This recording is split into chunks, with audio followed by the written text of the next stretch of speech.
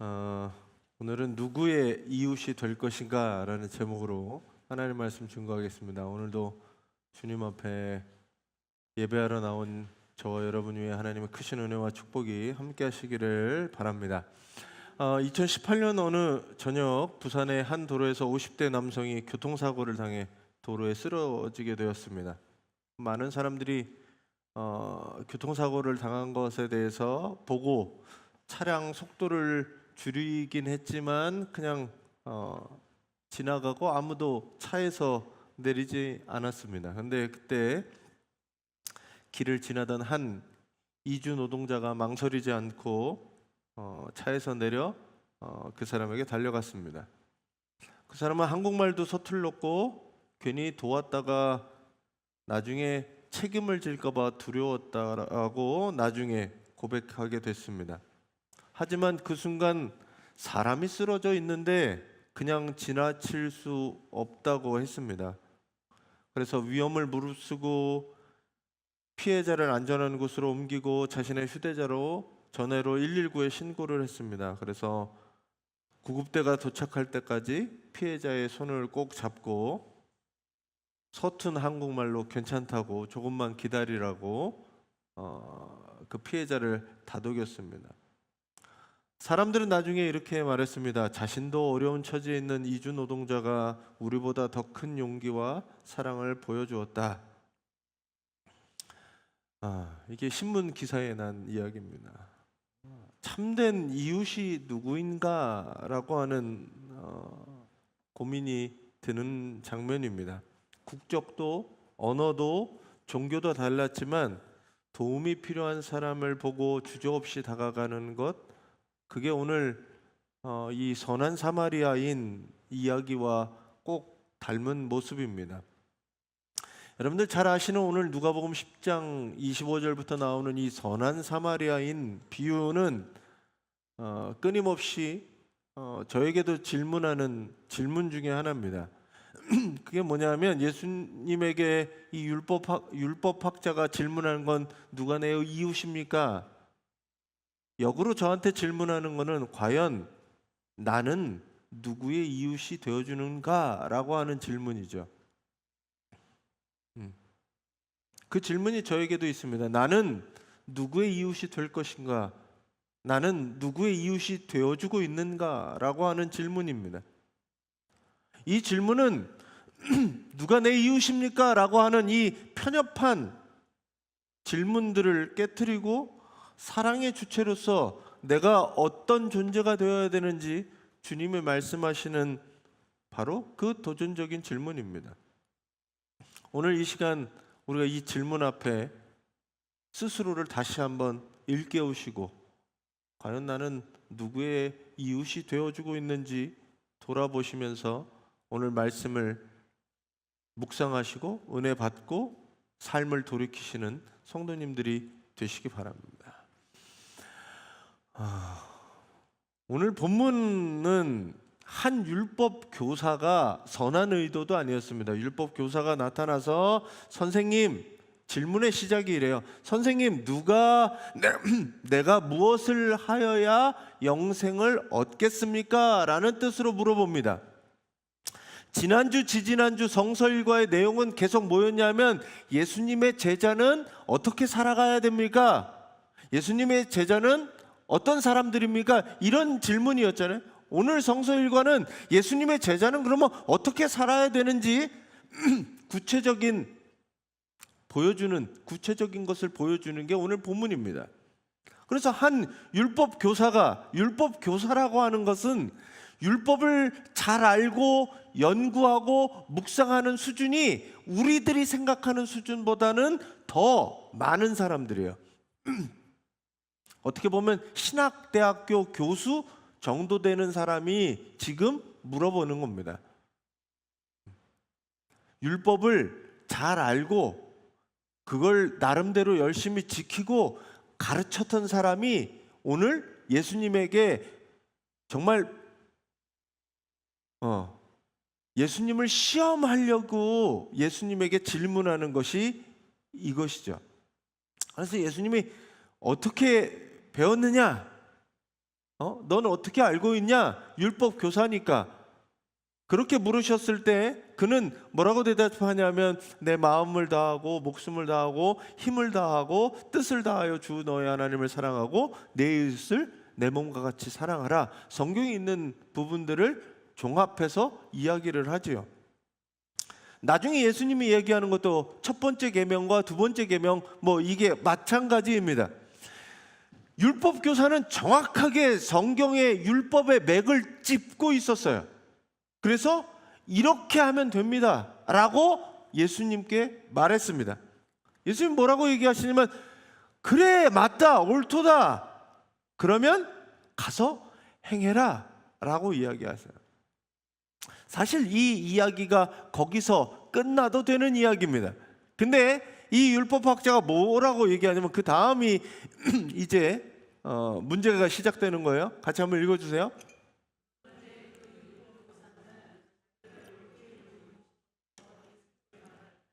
자, 네. 그러면 내 이웃이 누구입니까? 라고 물은 거예요. 자, 이 질문에 질문을 할 의도가 질문에 있습니다.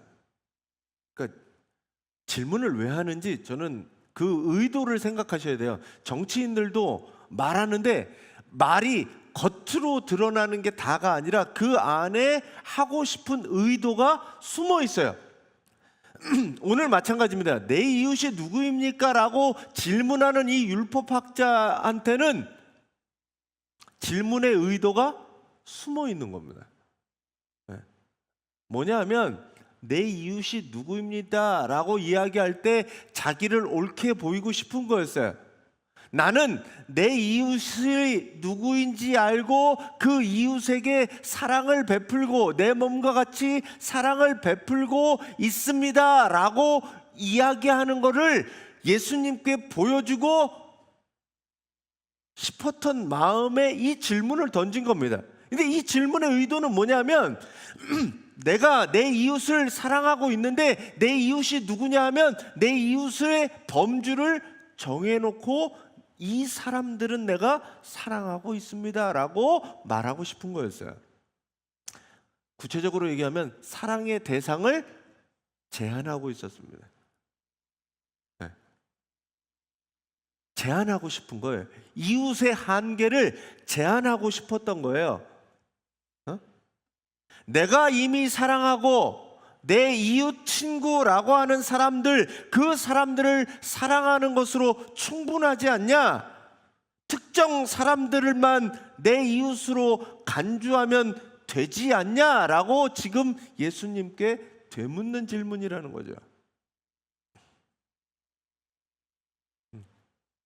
자, 이 질문을 거꾸로 우리에게 질문하면 여러분들의 이웃도 여러분들과 잘 맞는 사람, 나를 이해해 주는 사람, 말이 통하는 사람, 우리를 좋아하는 사람, 그 사람에게 마음 열고 사랑하면 그것으로 충분하다고 생각하지 않냐는 거죠. 그것도 다 못하는데, 내 가족도 내가 제대로 사랑하지 못하는데, 말이 통하는 사람, 나한테 잘해주는 사람, 그 사람을 사랑하는 것도 쉽지 않은데 그 너머의 사람들, 내 머릿속에 사랑의 범주에는 들어와 있지 않는 우리들의 모습이 아닌가 생각해 보시라는 겁니다. 예수님은 우리의 이기적인 마음 그리고 편협한 생각들을 깨뜨리고 그리고 진정한 사랑이 제자들에게 있음을 오늘 보여주려고 하시는 겁니다. 근데 이 이야기가 그래서 그리 간단한 이야기와 질문의 얘기가 아니라는 거죠. 여러분들이 생각하는 이웃은 누구입니까? 어디까지입니까? 그 질문에 대해서 예수님 뭐라고 얘기하면, 그러면 이 사람이 이웃이다 이렇게 질문을 하면 답을 해주면 되잖아요. 예수님은 답을 안 해주시고 뭐냐면 이야기를 하나 꺼내세요. 이야기를. 저는 이 부분은 굉장히 예수님은 어떻게 그 사람이 직접적으로 이야기하지 않고 다른 이야기를 꺼내서 일종의 스토리텔링이잖아요. 스토리텔링을 통해서 그 사람에게 가르침을 주고 깨닫게 하시는 거예요. 이게 달라요. 직접적으로 말해주는 것은 깨닫지 못해요. 스스로 깨달아야 깨달아요. 그래서 이야기를 해줍니다. 부처님도 그렇고 공자님도 그렇고 질문과 대답 그리고 거기에 이야기들을 통해서 깨달음을 줘요. 이게 고대의 방식이에요. 예수님도 그 방식을 쓰시거든요. 그러면 이웃이 뭐다? 누가 내 이웃입니까? 야, 이웃이 이거지 라고 얘기를 하지 않고 이웃이 누구인지 고민할 수 있게 이야기를 해주십니다. 그 이야기가 뭐예요? 여러분들 잘 아시는 어떤 사람이 예루살렘에서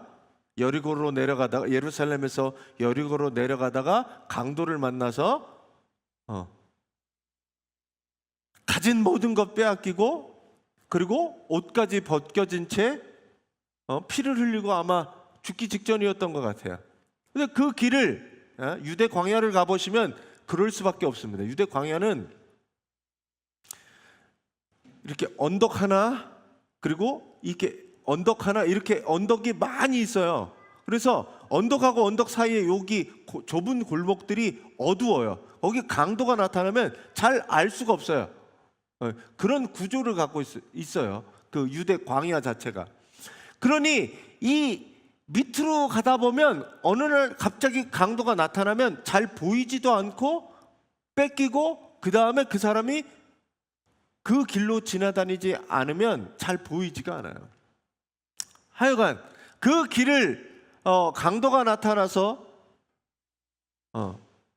빼앗기고 거반 죽을 정도가 되었습니다. 거의 누워서 아무것도 못하고 있었죠. 그리고 그 길을 누가 지나가냐 하면 제사장과 레위인이 지나가게 됩니다. 이 사람들이 어떤 사람들이었냐? 제사장, 당시의 종교 지도자들이죠. 레위인, 유대교 종교일을 맡은 사람들이었습니다. 율법을 누구보다 잘 알고 그리고 가르치고 지키고 하는 사람들이었죠. 그런 사람들이 강도 만난 사람들을 보고 피해갑니다. 왜 피해가냐 하면 그들은 율법에 피를 만지거나 이러면 예배에 참여하거나 집례할 수 없기 때문에 이게 부정한 사람이 되어 그래요. 당시 유대교 율법에 부정해진다는 그 율법 때문에 그랬을 수도 있고 아니면 그 강도 만난 사람들이 나도 강도 만날지 모르니 두려워서 그랬을지 모르겠습니다. 여하튼 그들은 자기의 종교적인 의무나 개인의 안위를 위해서 이웃의 고통에 눈 감고 그리고 그것들을 모른 척했다라는 거죠. 율법의 글자는 지켰는지 모르겠지만 율법의 정신은 잃어버렸다는 거죠.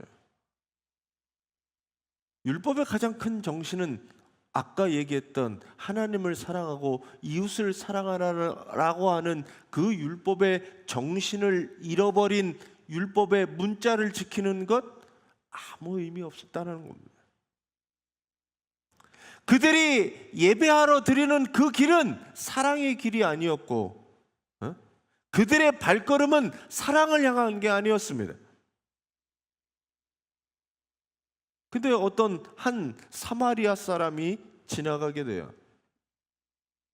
새 번역에는 이렇게 되어 있습니다. 같이 한번 읽어주세요.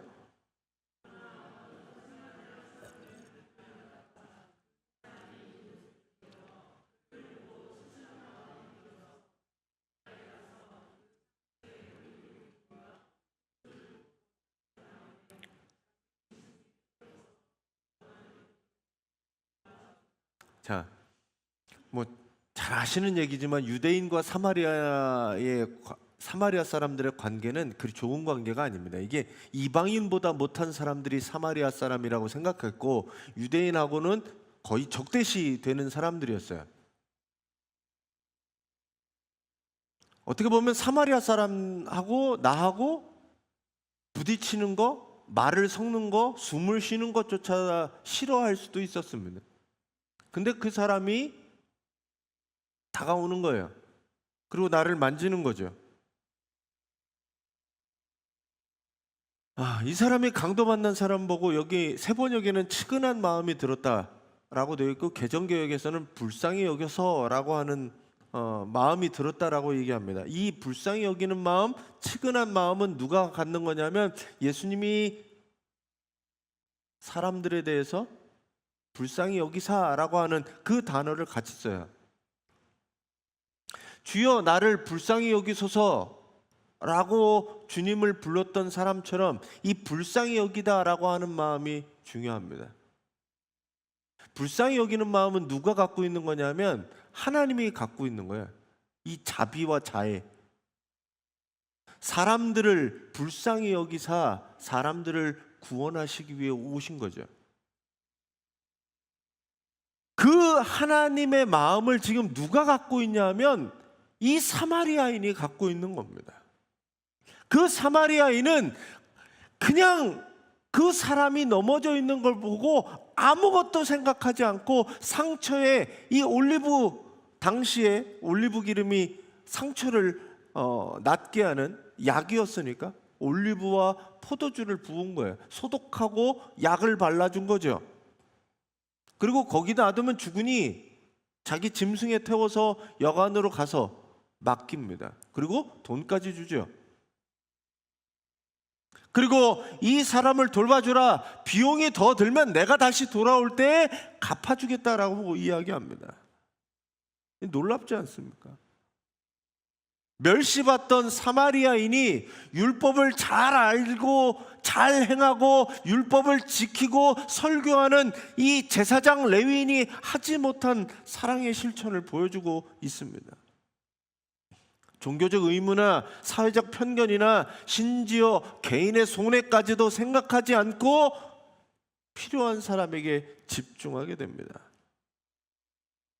그는 누가 내 이웃인가? 라고 묻지는 않아요.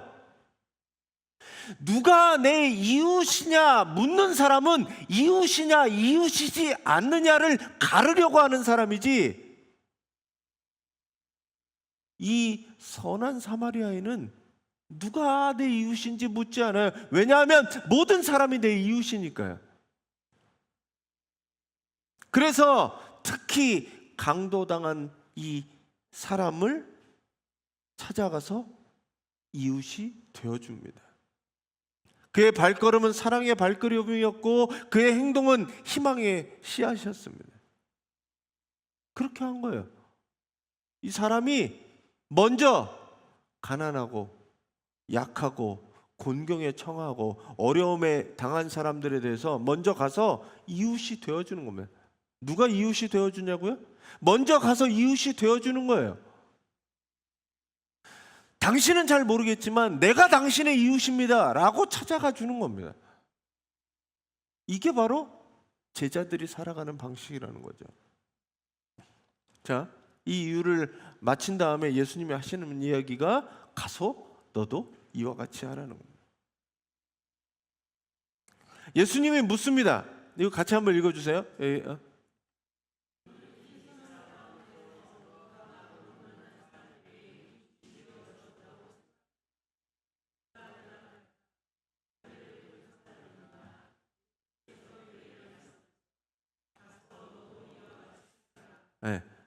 저는 이 세번역에 뭐라고 되어 있냐면 이웃이 되어 주었다고 생각하느냐라고 하는 이 부분이 오히려 번역이 마음에 들어요. 더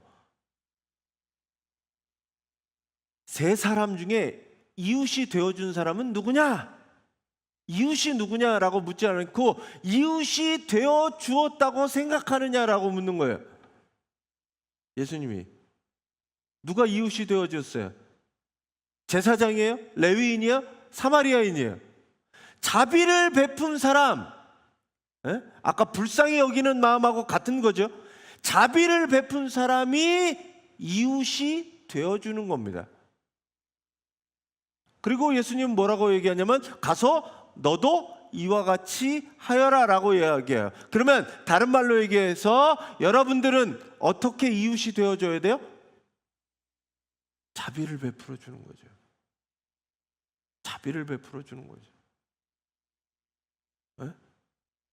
자비를 베풀어서 이웃이 되어주는 사람 여러분들이 되셔야 되는 거예요.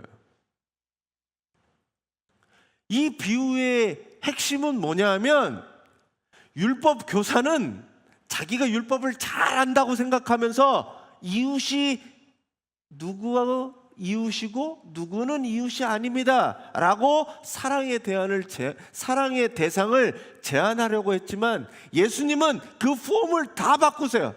사랑의 본질은 누가 내 이웃인가를 묻느냐가 아니라 내가 누구의 이웃이 되어 줄 것인가 라고 묻는 거라는 거죠.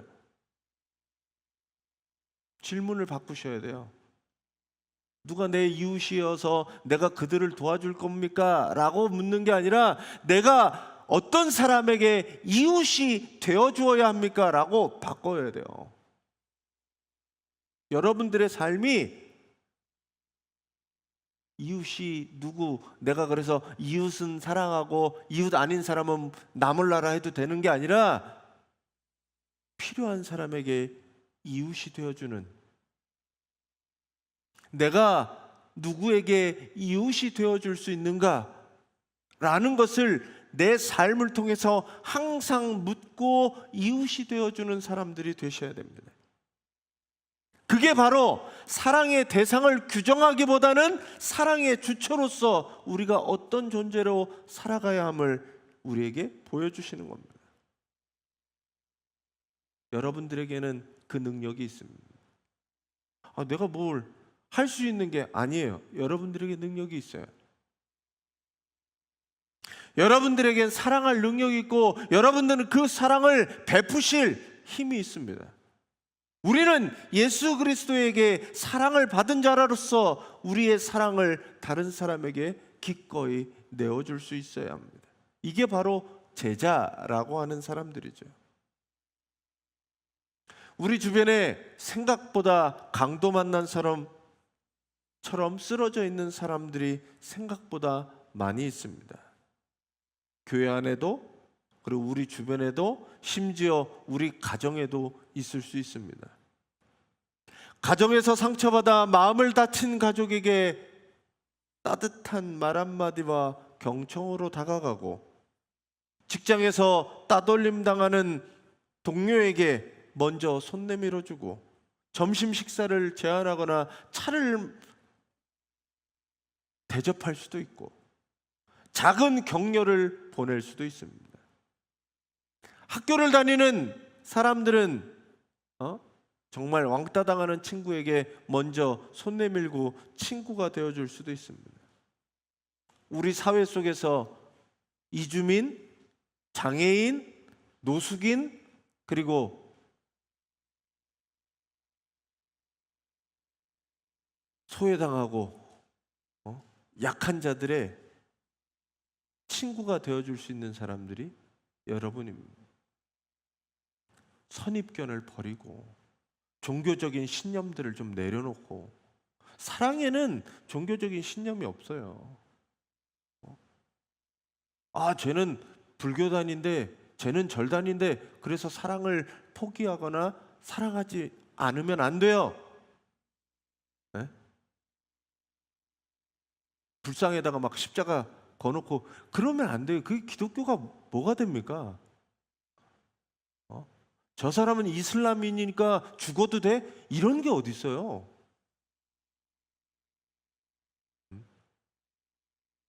제가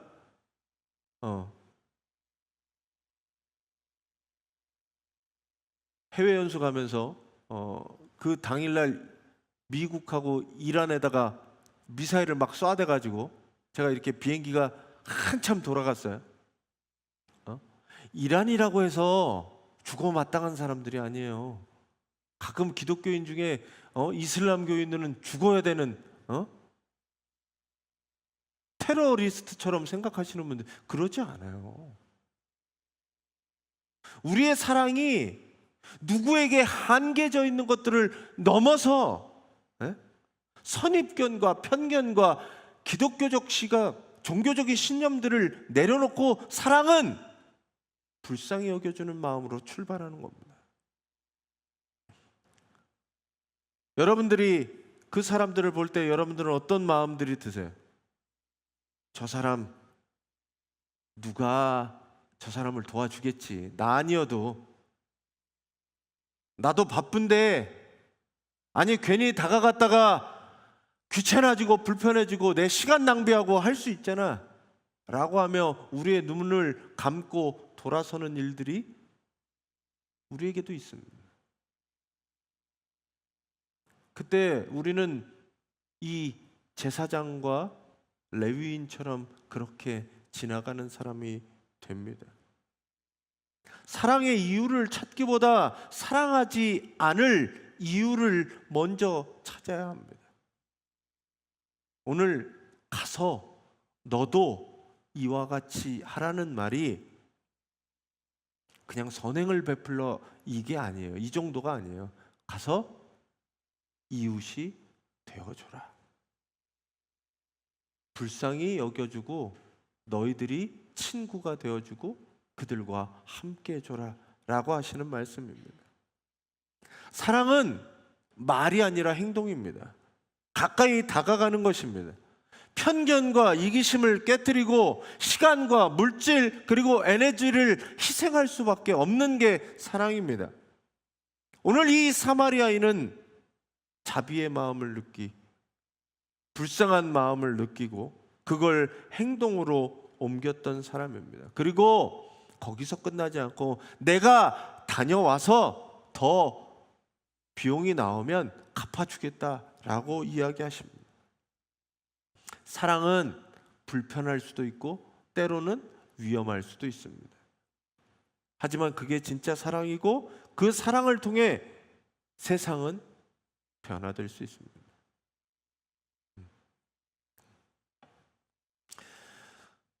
오지랖이라고 하잖아요. 오지랖 들어보셨어요? 오지랖? 이 일 저 일 남의 일 뭐 상관없이 다 참견하는 사람은 오지랖이 넓다고 하잖아요. 여러분들의 선한 오지랖이 넓었으면 좋겠습니다. 나하고 상관없는 일이랑 상관없는 일이 아니라 나하고 상관 있는 일이에요. 그 일이 나하고 상관없는 게 아니라 상관 있는 일이 되시길 바랍니다. 국가적인 이야기, 국가에 큰 일이 있을 때 여러분하고 상관없지 않아요? 상관이 있지요. 사회의 일들 여러분하고 상관이 있습니다. 가정의 일은 무조건 상관이 있지요. 그때 여러분들이 그들에게 이웃이 되어줘야 돼요. 여러분의 이 사랑의 힘이 세상을 변화시킬 수 있습니다. 저는 믿습니다. 내가 예수 그리스도를 믿는 이유는 예수 그리스도의 사랑을 통해 세상은 변화될 수 있습니다. 사회는 변화될 수 있습니다. 가정은 변화될 수 있습니다. 저는 이걸 믿습니다.